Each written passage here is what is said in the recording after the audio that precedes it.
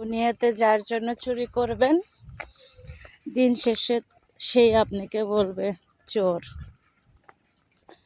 এই দুনিয়াতে মানে বর্তমান পরিস্থিতিতে আপনি কারোর জন্য কিছু করবেন, তার প্রতিদান আপনি তো পাবেনই না, উল্টা আরও আপনার সাথে এমন বিহেভ করবে যাতে সাপও মরবে না, লাঠিও ভাঙবে না, আপনি নিজে নিজেই অবস্থান ত্যাগ করবেন।